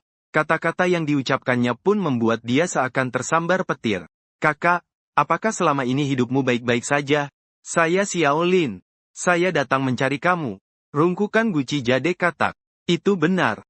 Tidak pernah terpikir bahwa anak muda di depannya, yang terlihat berumur sekitar 30-an tahun itu, tiba-tiba memanggilnya kakak perempuan. Itu sudah cukup mengejutkan. Bahkan mengatakan bahwa dia adalah adik laki-lakinya sendiri. Begitu Xiao Lin mengucapkan kalimat itu, bagi dia, memang seperti petir yang menyambar dari langit cerah. Langsung membuatnya terkejut sampai bingung. Tentunya dia sangat senang bisa bertemu dengan adik kandungnya sendiri. Tapi entah kenapa agak sulit untuk dipercaya. Bagaimana mungkin kenyataan di depan matanya ini? Dia dan adiknya, Xiao Lin, sudah terpisah hampir 40 tahun. Dan dulu sudah berkali-kali mencarinya tapi tidak berhasil. Sekarang bagaimana mungkin bisa datang dengan mudahnya seperti ini? Lagi pula, orang di depan matanya ini terlihat terlalu muda. Sama sekali tidak cocok dengan usia adiknya, Ku Xiao Lin. Setelah mendengar keraguannya, saya menjelaskan dengan campuran sedih dan lucu. Terlihat mudah hanya karena perawatannya yang baik saja. Tentu saja ini sebenarnya tidak terlalu meyakinkan. Tapi untungnya saya sudah siap sebelumnya. Saya tunjukkan semua bukti dan informasi yang diperoleh detektif swasta waktu itu di depan Ku Yuhan. Dengan begitu Ku Yuhan perlahan mulai menerima kenyataan ini. Dan pada saat dia yakin akan kenyataan itu, emosinya langsung tak terkontrol. Akhirnya seluruh tubuhnya pun gemetar. Kobayashi, itu benar kamu. Kakak Kobayashi mencarimu dengan sangat susah payah. Perasaan bertahun-tahun akhirnya meluap. Juga tidak susah dibayangkan. Ku Yuhan hampir setengah jam tak bisa tenang. Kemudian karena pelanggan yang masuk ke toko semakin banyak, dia sibuk dengan bisnisnya dan perlahan kembali tenang. Kobayashi, kamu duduk dulu sebentar. Setelah aku selesai dengan urusan siang ini, langsung akan kubawa kamu pulang. Duh, kalau iparmu tahu sudah menemukanmu, dia pasti juga akan sangat senang. Meskipun Ku Yuhan selalu sibuk dengan bisnis, tapi setiap ada waktu senggang sedikit saja, pasti dia akan datang ke sini dan berkata sesuatu. Bahkan dia memperhatikanku dengan sangat ketat. Tidak ada pilihan lain. Utamanya dia khawatir pada saat dia menoleh sebentar. Apakah adik laki-laki saya yang tiba-tiba muncul ini akan tiba-tiba menghilang lagi? Tapi untungnya kenyataannya membuktikan. Kali ini dia memang menemukan adiknya. Saya tidak menghilang tanpa alasan. Bahkan saya menunggu dia selesai dulu baru berdiri. Mendampingi dia membereskan toko bersama-sama. Berjalan pulang ke rumah bersama-sama dan sebagainya. Inilah setelah Xiao Lingdi kembali ke keluarga Lai. Memang suamiku Yuhan, Lai Jinhai, mendengar berita ini. Juga langsung tercengang. Dia juga agak meragukan umur saya. Tapi ketika banyak bukti dan informasi disajikan di atas meja, dia perlahan-lahan memilih untuk percaya. Ini benar-benar tidak terbayangkan. Ayo kalian berdua saudara dulu ngobrol-ngobrol. Saya akan memberitahu Lai Baoqing dan Lai Kaixin untuk pulang. Sebenarnya Lai Baoqing dan Lai Kaixin adalah sepasang anak Ku Yuhan. Lai Kaixin adalah putri sulung. Sekarang hampir berumur 25 tahun. Lai Baoqing 3 tahun lebih muda. Tahun ini baru saja lulus universitas. Setelah mereka menerima pemberitahuan dan pulang ke rumah, juga sama-sama kaget dengan kenyataan seperti itu. Bagaimana bisa mereka pagi-pagi keluar seperti biasa? Sore hari kembali tiba-tiba ada seorang paman. Ini terlalu berlebihan. Apakah ini penipu? Setelah mengobrol sebentar, Lai Baoqing menarik saudara perempuannya ke samping. Tak tahan berbisik beberapa kata. Tetapi segera keraguannya dihapus oleh kalimat saudarinya, Lai Kaixin. Penipu menipu apa pada kita? Keluarga kita sangat miskin. Lagi pula, ikatan darah seperti itu bisa sembarangan ditipu? Perhatikan penampilan paman dan ibu. Sebenarnya banyak tempat yang sangat mirip. Benar tidak? Hanya saja ibu sudah tua sekali, pamannya masih terlihat sangat muda saja. Iya, paman ini terlihat sangat muda ya. Katanya dia sudah berumur 38 tahun. Kenapa kelihatannya lebih muda dari saya ya? Hahaha, benar juga. Dan dia juga sangat tampan. Malam itu saya sebenarnya langsung menginap di rumah keluarga Lai. Walaupun kondisi rumah keluarga Lai memang tidak baik. Bahkan rumahnya juga disewa dari orang lain. Dan rumah itu hanya memiliki 3 kamar dan 2 ruang tamu. Tapi keluarga Lai benar-benar mengeluarkan yang terbaik untuk menyambut saya. Sangat sulit untuk menolak kebaikan mereka. Misalnya kamar milik Lai Baoqing langsung diberikan untuk saya. Dan di tempat tidur juga diganti dengan spray 4 set terbaik yang baru. Saya cukup terharu oleh hal itu. Sampai-sampai saya sudah diam-diam membuat keputusan dalam hati. Harus membantu keluarga kakak saya. Mereka semua adalah keluargaku di dunia ini. Dulu saya tidak tahu keberadaan mereka, itu sudah bisa dimaklumi. Sekarang setelah saya tahu, tentunya tidak bisa membiarkan mereka terus seperti ini. Terutama kakak perempuan Ku Yuhan. Kamu bilang adik laki-laki sekarang kondisinya ekonomi mungkin tidak terlalu baik. Usianya sudah 38 tahun. Namun ternyata belum menikah. Yang aku tidak tahu adalah, saat aku di dalam hati sudah memutuskan ingin melakukan sesuatu untuk keluarga kakakku. Ku Yuhan juga diam-diam khawatir tentang aku. Mungkin pekerjaannya kurang baik ya. Jangan lihat dia hari ini terlihat pakaiannya bagus. Tapi mungkin karena dia sengaja berdandan untuk menemui kakak seperti kamu. Kalau tidak, besok kamu ajak dia ke mall untuk beli beberapa setel baju lagi ya. Kamu kan kakak perempuan. Jangan pelit terlalu ya. Ipar laki-laki, Lai Jinhai juga berkata. Dan ketika Ku Yuhan mendengar dia berkata seperti itu, dia cukup berterima kasih hatinya karena dia begitu terbuka dan mengerti. Sebenarnya dia sudah berniat seperti itu di dalam hati. Tapi takut suaminya, Lai Jinhai, keberatan saja. Hingga keesokan harinya ketika aku mendengar mereka ternyata ada niat seperti itu. Seluruh orang langsung bingung antara tertawa dan menangis. Tapi satu hal yang harus diakui adalah, memiliki kakak yang peduli dan perhatian memang terasa menyenangkan. Kakak bukan. Aku tidak kekurangan pakaian. Selain itu sebenarnya aku juga tidak kekurangan uang. Begini saja, kita tetap harus pergi ke mall. Bersama dengan Baoqing dan Kaixin. Nanti kalian suka apa saja. Silakan beli saja. Aku yang akan membayar. Kakak setelah mendengar itu hanya setengah percaya setengah ragu. Dia tentu sangat berharap semua yang aku katakan ini benar. Karena ini berarti selama ini aku hidup dengan baik. Tapi dari sudut pandang rasional, dia sama sekali tidak berani percaya bahwa hal semacam ini bisa terjadi. Bagaimanapun aku hanya seorang anak yang dibesarkan di panti asuhan. dan tidak punya keluarga lain yang membantu. Setelah keluar ke masyarakat, setiap langkah sebenarnya bisa dikatakan sangat sulit. Hari-hari seperti ini Ku Yu-chan sendiri sudah mengalami secara langsung. Tentu saja tidak berani terlalu optimis tentang kondisi adiknya.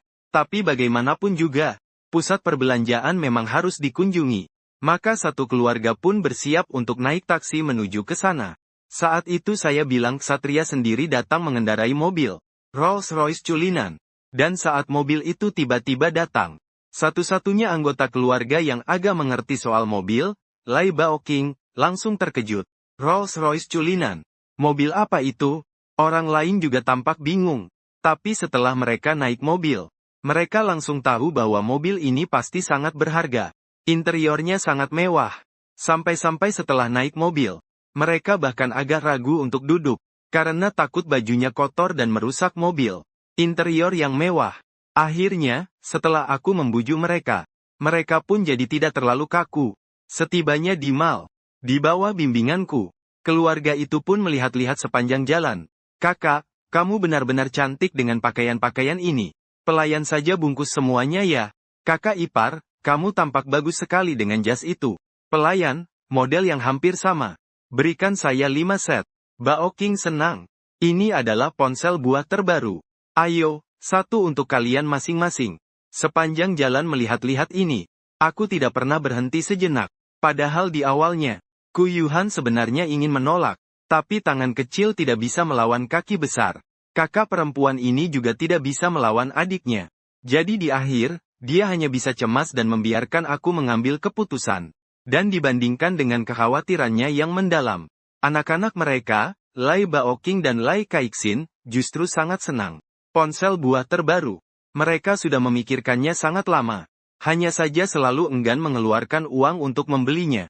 Masih ada barang lain seperti laptop, perhiasan emas dan sebagainya. Saya hanya perlu melihat mereka memiliki sedikit minat saja. Saya langsung ambil keputusan. Membelinya semua dengan baik. Ini benar-benar kemewahan tanpa belas kasihan. Lai Baoking dan Lai Kaiksin ini adalah pertama kalinya begitu berkeliling mall. Tentu saja dalam hati mereka ada semacam rasa kagum. Ternyata paman kandung mereka sebegitu sultannya. Ini benar-benar di luar dugaan semua orang. Tapi yang tidak mereka duga adalah, masalah ini jauh dari selesai sampai di sini. Ini saya kira sudah hampir selesai berkeliling mall ini.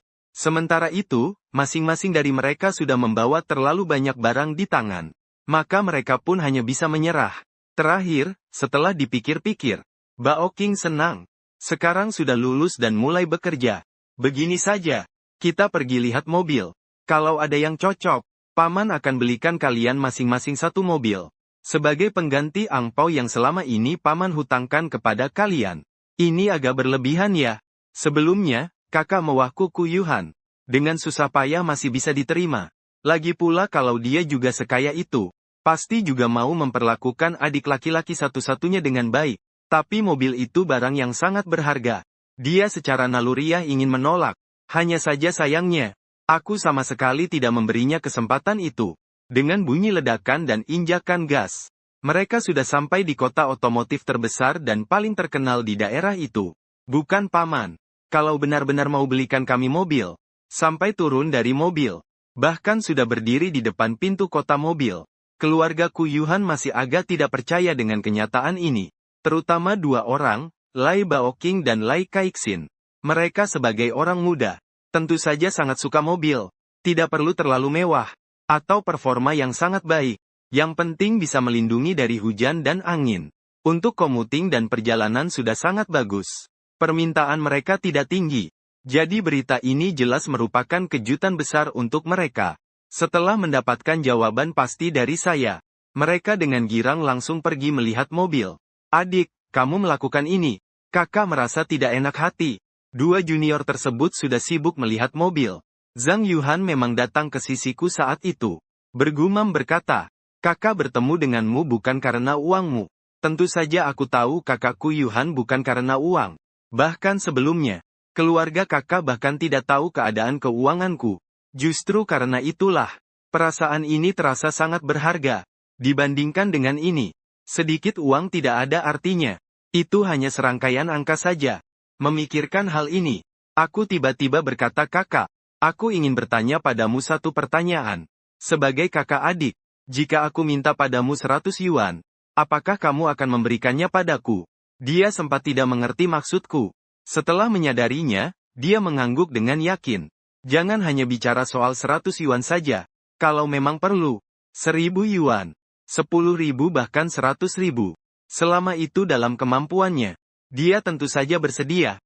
Jutaan ke atas jangan dikatakan lagi. Dia sama sekali tidak punya kakak. Saya juga sama. Dan uang untuk membeli mobil bagi kedua anak itu. Bagi saya itu sama saja seperti kamu tanpa ragu memberikan saya 100 yuan itu. Tidak ada bedanya. Keduanya terkejut mendengar kata-kata itu. Mereka bukan orang bodoh. Sudah tentu mereka sudah menangkap maksud dalam ucapan saya. Saudara kandung mereka ini ternyata sudah punya uang. Sampai pada tingkat semacam ini ya. Puluhan hingga ratusan ribu bahkan jutaan. Dia bisa menggunakannya seperti uang 100 yuan biasa. Paman, saya sudah memilih. Saya ingin membeli Suzuki Swift, boleh kan? Sekitar 80.000 rupiah saat di jalan, biaya total. Tidak lama lagi. Lai Kai-sin. Pertama-tama, aku sudah kembali. Tapi mobil yang dia pilih membuatku bingung antara tertawa dan menangis. Mobil semurah ini, apalagi? Mobil ini sepertinya sudah tidak diproduksi lagi saat ini. Apa mungkin dia melihat mobil bekas? Pak Ucup, aku juga sudah memilih. Sedikit lebih mahal daripada Suzuki Swift. Itu Volkswagen Jetta. Tidak lama kemudian, Lai Baoqing juga kembali. Dari kejauhan sudah terdengar semangat yang membara. Terus saja diam tanpa komentar. Volkswagen Jetta, dia benar-benar punya ide cemerlang. Kalau begitu kalian ikut aku saja ya. Aku bantu kalian memilih. Aku benar-benar tidak tahan melihatnya. Harus turun tangan sendiri. Saat melewati dealer Suzuki 4S, Lai senang melangkah sambil sering menoleh ke belakang. Saat melewati dealer Volkswagen 4S, Lai Baoqing juga menatap dengan penuh harap. Aku membawa mereka masuk. Tapi ternyata tidak kusangka. Aku malah melewati satu ruangan demi satu ruangan. Honda, Toyota, Buick. Terus berjalan ke depan. Hanya tersisa merek mewah yang lebih eksklusif. Senang Baoqing. Kalian pilih saja di sini satu yang kalian sukai. Berapapun harganya tidak masalah. Sampailah di dealer Mercedes-Benz dan BMW. Aku akhirnya berhenti. Pemandangan di depan mata membuat mereka berdua terkejut. Benar-benar ingin membelikan mereka Mercedes-Benz dan BMW. Ini terlalu berlebihan. Merek Mercedes-Benz dan BMW bahkan mobil paling murahnya. Sepertinya harganya hampir 300.000 yuan ya. Bagaimana bisa menerima hadiah yang begitu mahal? Mereka tidak bisa menahan diri untuk menatap ibu mereka, Ku Yuhan. Ternyata melihat ibu Ku Yuhan mengangguk pelan. Sekarang mereka masih ada alasan untuk ragu. Maka segera berlari ke sana untuk memilih model mobil yang mereka suka. Dan aku melihat mereka begitu bersemangat dan gembira. Aku pun tersenyum. Inilah arti dari aku bekerja keras menghasilkan uang sejak kecil. Hingga sekarang mengumpulkan harta sebesar ini. Uang sekecil ini bisa membuat dua keponakan baru dari Sinsi yang begitu bahagia. Itulah yang paling penting. Paman, aku sudah memilih. Aku ingin beli Mercedes CLA itu, boleh? Yang versi dasar saja. Yang pertama memilih mobil yang bagus. Masih tetaplah Lai Kai-sin. Bagaimanapun, bagi cewek, pilih mobil cuma satu kata, cantik saja sudah cukup. Tentu yang terbaik juga kecil dan lucu. Dan di dealer 4S Mercedes. Yang paling cocok dengan selera estetikanya adalah sebuah CLA impor itu. Selain itu dia sudah menanyakan tentang versi dasar CLA itu. Harga tunai sampai selesai hanya sekitar 300 ribuan saja. Meskipun ini masih harga yang tak berani dia bayangkan sehari-hari. Namun ini salah satu model termurah di dealer Mercedes 4S. Mercedes CLA bisa saja. Namun tenaga versi rendah terlalu lemah. Langsung ambil yang versi tertinggi saja. Saya bayar pakai kartu sama sekali tidak ada tekanan. Cuma 30 hingga 40 juta saja. Belum cukup juga. Roda dari Rolls-Royce culinan yang saya bawa tadi saja berharga mahal. Tapi kartu banknya belum saya berikan. Lalu teringat satu hal lagi. Jadi saya tanya ke konsultan penjualan yang ikut saya, tunggu dulu. Apakah toko kalian juga bisa pakai pembayaran WeChat?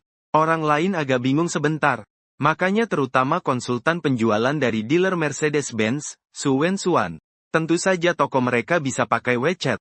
Tapi orang biasanya pakai WeChat untuk bayar. Biasanya bukan cuma bayar uang muka. Atau beli aksesoris semacam itu. Beli mobil juga pakai WeChat Pay. Apakah di saldo WeChat-nya ada uang sebanyak itu? Ini hampir 400 juta rupiah loh. Bukan cuma 40 ribu rupiah. Saya dengar dia bilang bisa setelah itu. Langsung bilang bisa, ya kan? Baiklah, saya akan scan WeChat untukmu. Saya sebenarnya bukan sengaja pura-pura. Utamanya adalah uang kecil di dalam WeChat. Jumlah totalnya memang terlalu banyak sedikit. Malahan kalau tarik tunai ke rekening bank harus bayar biaya admin. Jelas saya adalah pemegang saham terbesar di grup Pinguin. Tidak disangka menggunakan produk sendiri untuk transfer ke rekening bank sendiri masih kena biaya admin. Sialan, gila ya. Ini Photoshop ya. Sementara Su Wensuan saat sedang scan pembayaran WeChat saya, penasaran melihat lebih dekat. Ternyata langsung terpukau oleh serangkaian angka yang ditampilkan di layar. Jika dia tidak salah lihat, tadi yang ditampilkan di layar rupanya adalah saldo WeChat lebih dari 880 juta. Ini konsep apa sih? Sama saja jika dia menarik seluruh saldo WeChat lebih dari 880 juta ini. Semua ditarik ke rekening bank. Biaya admin yang harus dibayar adalah sebesar 880 ribu. Harga yang harus dibayar sekarang bahkan lebih dari 2 kali lipat. Paman, aku juga sudah mengatur BMW 5250. Boleh kan? Yang penting mobil ini punya ruang yang cukup besar. Nanti kalau bawa orang tua pergi bersama, mereka juga bisa duduk lebih nyaman. Lai Baoqing juga sudah kembali. Alasan memilih mobil ini membuatku cukup lega, kan? Awalnya juga karena memperhatikan muka kakakku Yuhan. Makanya begitu baik kepada kedua keponakan ini. Sekarang Lai Baoqing bisa mempertimbangkan preferensinya sendiri. Dan juga memikirkan kemudahan perjalanan keluarga. Aku benar-benar mengaguminya. Lalu aku bantu Lai Baoqing memilih versi tertinggi. Juga menggunakan pembayaran via WeChat. Konsultan penjualan dari dealer BMW 4S yang ikut dengan Lai Baoqing. Melihat ini juga sangat terkejut. Bagaimana bisa ada orang dengan saldo WeChat sebanyak itu? Bro ini sebenarnya berasal dari mana? Miliarder kelas atas. Sudah membayar lunas. Kedua toko 4S perlu waktu untuk mengurus prosedur. Jadi saya membawa kakak perempuan dan suaminya ke salah satu ruang tamu di toko 4S untuk duduk. Menunggu adik. Karena kamu sudah tahu asal-usulmu sendiri. Dan juga sangat berbakat. September tahun ini saat Chongyang. Mungkin ikut kami pulang kampung untuk ziarah leluhur. Lagi pula kamulah anak laki-laki keluarga kita.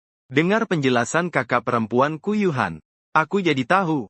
Ternyata di kampung halaman kita ada tradisi festival Chongyang tanggal 9 bulan 9. Seluruh marga naik gunung untuk ziarah leluhur dan membersihkan makam seperti ini. Selama lebih dari 10 tahun. Garis keturunan kami bahkan tidak ada yang ikut. Kemudian Ku Yuhan tumbuh dewasa dan mengerti. Jadi setiap tahun mewakili keluarga untuk ikut. Sekaligus menyempatkan ziarah pribadi kepada orang tua sendiri. Tapi karena dia pada akhirnya adalah menantu perempuan yang dibawa keluar. Ditambah lagi tidak ada prestasi apa-apa. Tentu saja tidak akan mendapat perhatian terlalu banyak dari orang kampung. Adik kecil, kita orang desa menjunjung tinggi memuliakan keluarga. Orang tua memang sudah tiada, tapi nama baik keluarga masih ada. Rumah juga masih ada. Kalau ada waktu, usahakan pulang sebentar saja. Tak perlu membicarakan hal lain. Minimal beritahu orang tua, kamu sudah dewasa, dan mempunyai pencapaian besar seperti itu. Ku Yuhan akhirnya dengan mata sedikit berkaca-kaca berkata baik. Nanti aku pasti akan pulang. Aku akhirnya membuat janji yang sangat resmi. Sebelumnya aku sama sekali tidak menyangka bahwa aku masih memiliki ikatan seperti ini di desa. Kalau tahu, seharusnya sudah lama pulang. Tapi ternyata keluargaku di desa masih memiliki rumah sendiri. Untuk masalah ini, Su Yuhan dengan cepat memberikan jawaban yang pasti. Ya, orang tua sebenarnya dulu juga dianggap kebanggaan keluarga. Masih muda sudah berbisnis dan berhasil. Kemudian menggunakan tanah rumah yang diberikan desa membangun sebuah rumah kecil 3 lantai. Rumah kecil 3 lantai ini, waktu itu di desa mereka juga dianggap sebagai pemandangan yang indah. Hanya saja kemudian saudara mereka berdua masuk panti asuhan. Rumah kecil 3 lantai ini perlahan menjadi terbengkalai. Hingga saat ini, dibandingkan dengan orang lain yang kemudian membangun villa kecil baru. Villa besar. Rumah kecil 3 lantai ini sudah kehilangan kemewahan masa lalunya. Adik dulu beberapa tahun tidak pernah menemukanmu. Rumah kecil ini pun dialihkan namanya ke saya. Tapi sesuai adat kampung kita, rumah ini seharusnya diwariskan kepadamu.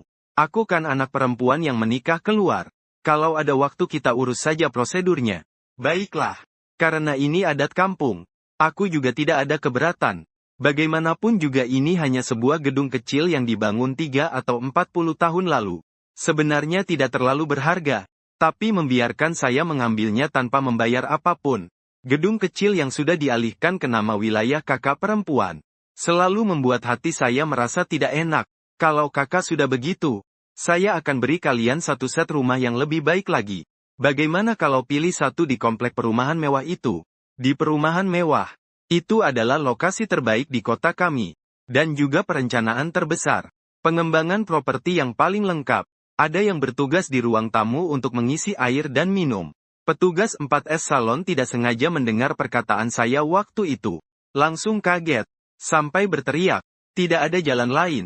Utamanya karena sebelumnya dia sudah mendengar jelas bahwa hubungan saya dengan Ku Yu Chen hanya sebatas kakak adik saja. Tapi sekarang saya malah mau di kota dengan lokasi terbaik mereka.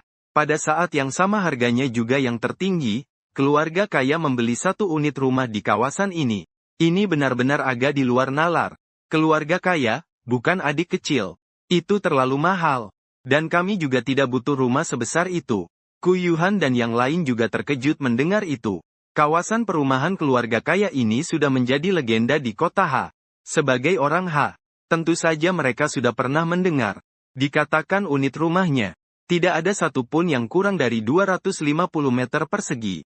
Untuk harganya bahkan bisa membuat mata orang biasa terbelalak. Sebagai kelas pekerja, mereka sebelumnya tidak pernah berani bermimpi bahwa suatu hari mereka bisa punya hubungan dengan kata-kata keluarga kaya itu. Namun tidak menyangka sekarang kata itu keluar dari mulut saya. Jadi sama sekali bukan hal seperti itu. Tidak apa-apa, Kak. Itu adalah perusahaan yang menjadi milik saya, yang mengembangkan proyek perumahan di kota H. Saya berikan satu unit dengan harga pokok untukmu. Tidak perlu banyak uang. Sangat langka. Setelah mendengar ini, semua orang pun terdiam. Iya. Siapa yang menyangka? Xiao Lin ternyata adalah pemilik di balik proyek perumahan Fuli. Ini benar-benar sangat mengejutkan. Setelah susah payah mengurus surat pengambilan 2 mobil itu, mereka langsung berangkat mengendarai mobil menuju Fuli. Dan saat sampai di tempat, terlihat. Benar saja, aku memang pemilik di balik perusahaan pengembang ini. Ketika itu, manajer cabang yang melihat kehadiranku, wajahnya menjadi pucat. Dia kira cabang mereka melakukan kesalahan besar. Sehingga bos besar datang langsung untuk menegur. Namun kemudian diketahui bahwa itu bukan masalahnya. Bos besar hanya ingin memberikan satu unit rumah untuk adiknya. Apakah hal seperti ini sulit dilakukan? Lagi pula semua rumah itu memang milik bos besar. Memberikan satu set, tidak lebih dari sekadar menjalani proses di buku besar saja. Selamat kepada kalian berdua yang telah menjadi pemilik terhormat di keluarga Fuli. Tuan Lai dan Nona Zhang. Kalian hanya perlu menandatangani di sini, oke? Hari ini mereka mengalami begitu banyak kejutan. Menambah satu hal lagi sepertinya bukan sesuatu yang tidak bisa diterima. Melebeli tanda tangan dengan setengah sadar. Benar-benar menjadi calon pemilik keluarga Fuli. Hati Lai Jinhai dan Ku Yuhan bahkan dipenuhi oleh perasaan yang aneh. Bayangkan pagi ini saat mereka mengikuti saya keluar rumah. Mereka hanyalah orang miskin yang bahkan tidak bisa mengumpulkan uang muka untuk sebuah rumah. Namun beberapa jam kemudian, mereka menjadi orang sukses yang memiliki mobil dan rumah atas nama mereka. Perbedaan di antara keduanya benar-benar sangat besar. Setelah menyelesaikan masalah kehidupan keluarga kakaknya Ku Yuhan, saya langsung kembali ke studio. Di perjalanan saya menerima telepon dari si gadis kecil. Tentu saja kami berbicara mesra di telepon sebentar. Di akhir pembicaraan, si gadis agak menyesal. Aku juga ingin bertemu dengan kakak perempuan. Setidaknya membuatnya tahu bahwa paman di keluarga kita bukan orang yang tidak diinginkan. Aku sempat bingung antara ingin tertawa atau menangis. Dia tidak takut bertemu orang tua. Tapi aku cukup khawatir setelah kakakku Yuhan tahu tentang hal ini. Apakah dia akan merendahkan diri sendiri? Bagaimanapun, usia gadis kecil itu beberapa tahun lebih muda dari putrinya, Lai Kaixin. Tapi lain kali saja. Lain kali aku akan membawamu pulang kampung untuk menghormati leluhur. Aku menggigit gigi dan berkata, masalah ini pada akhirnya harus dihadapi. Gadis kecil itu sama sekali tidak takut dengan gosip. Tidak ada alasan. Aku sebagai pria dewasa masih punya banyak beban. Yang penting kita berdua hanya perlu yakin. Gosip dan desas-desus yang lain sebenarnya tidak perlu terlalu diperhatikan. Selain itu, banyak orang yang berbicara belakang. Hanya karena iri dengki. Tapi tidak bisa apa-apa. Nasibku memang sebaik itu.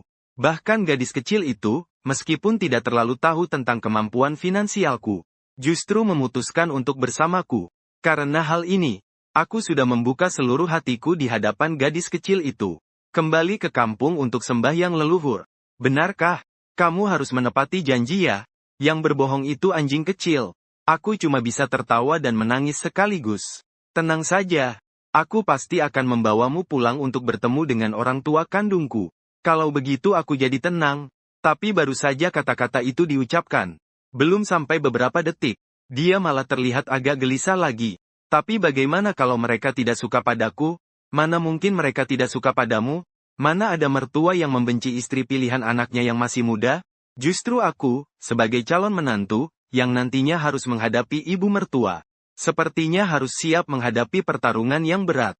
Aku lupa bertanya padamu. Ibumu berapa usianya tahun ini? Ibu aku itu ibu kita. Gadis kecil itu pertama-tama berkata sambil tersenyum dan memaki. Lalu dia ragu-ragu. Ibu kita. Dia berumur 39 tahun, baiklah. Tapi aku memang kurang 1 tahun. Untung aku lebih tua 1 tahun. Kalau 1 tahun lebih muda, nanti aku bahkan tidak tahu bagaimana harus membuka pembicaraan. Ibu kita, dia punya kecenderungan kekerasan tidak? Sekarang gilirannya gadis di ujung telepon yang bingung antara menangis dan tertawa. Bukan paman. Kau mikir kemana sih? Ibu aku tidak pernah memukul orang. Tapi dia perawat. Sering menyuntik orang, begitu. Situasi ini malah kelihatan lebih buruk. Tapi yang harus dihadapi ya tetap harus dihadapi. Apakah aku sebaiknya menemui calon ibu mertuaku ini? Namun yang terjadi justru si gadis itu sendiri mundur. Mungkin kita bicarakan nanti saja. Aku juga belum siap secara mental, oke?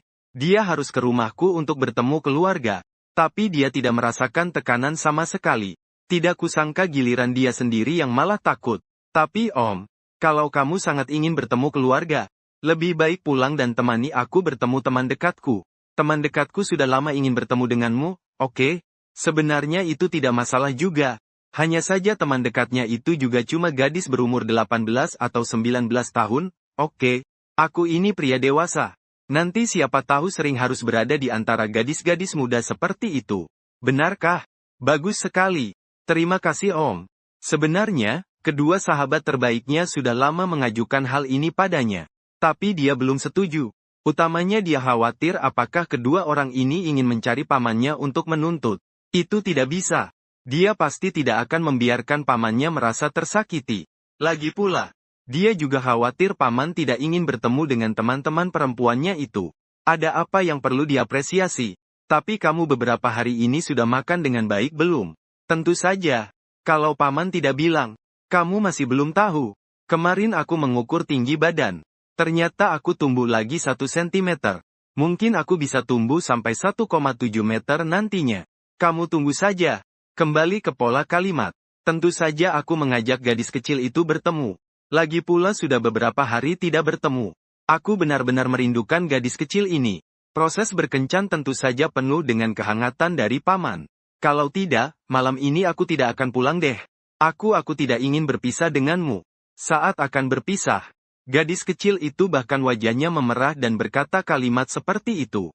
Dan aku awalnya merasakan sesuatu yang aneh. Akhirnya aku dengan tegas menolak, tidak boleh. Kalau malam tidak pulang ke rumah, keluargamu akan khawatir. Tatapan gadis kecil itu tampak agak tidak menentu. Aku ibu saya malam ini tidak di rumah. Dia harus jaga malam. Ya, sebagai perawat, sesekali harus jaga malam juga hal yang sangat normal. Wah. Ternyata begini ceritanya. Tidak heran dia beberapa kali berani mengusulkan tidak pulang malam. Hanya saja sekarang memang belum saat yang tepat. Jadi aku tetap dengan tegas menolak. Setelah aku menolak, gadis kecil itu sepertinya agak marah. Menyembulkan bibir berkata, kenapa tidak boleh ya? Aku bukan anak kecil lagi. Aku sudah berumur 18 tahun. Aku punya KTP. Aku hanya bisa terdiam kembali. Sebenarnya punya KTP juga tidak boleh. Tidak pulang malam memang tidak baik. Atau paling tidak harus menunggu bertemu calon ibu mertua. Setelah calon ibu mertua setuju kita berdua bersama barulah boleh. Akhirnya si gadis kecil pergi dengan sedikit rasa tidak senang. Namun dalam perjalanan pulang, dia merasa menyesal sekaligus juga lebih tenang di hati. Dia selalu merasa tidak salah memilih orang. Lagi pula bisa di hadapan godaan seperti ini. Masih mampu mempertahankan batasan dirinya, pria seperti apa itu? Di dunia ini ada berapa orangnya ya? 2 hari kemudian, akhirnya tiba hari yang dijanjikan untuk bertemu dengan 2 sahabat baik si gadis kecil. Dan pagi hari itu, saya bahkan mencari 2 penata gaya profesional ke rumah untuk merapikan diri dengan baik. Berusaha agar gadis kecil saya tidak malu di depan 2 sahabatnya. Apakah hari ini matahari terbit dari barat? Kamu bahkan mau tata rambut. Apa ini karena mau bertemu orang tua? Ketika Ku Zixuan bangun, melihat pemandangan seperti ini, tidak bisa menahan diri untuk menggoda. Anak bodoh ini menebak sembarangan. Ternyata tebakannya benar. Sekarang aku ingin memukul anak bodoh ini sekali saja. Bagaimana ini? Tidak mungkin, kan? Aku benar-benar menebaknya dengan tepat. Tidak mungkin, kan? Kemajuan kalian secepat ini, ya ampun. Kalau begitu aku juga akan segera punya kakek dan nenek dari pihak ibu dan ayah, kan? Bukan salahnya kalau dia bereaksi berlebihan sekarang. Yang utama adalah karena beberapa hari ini banyak kerabat tiba-tiba bermunculan.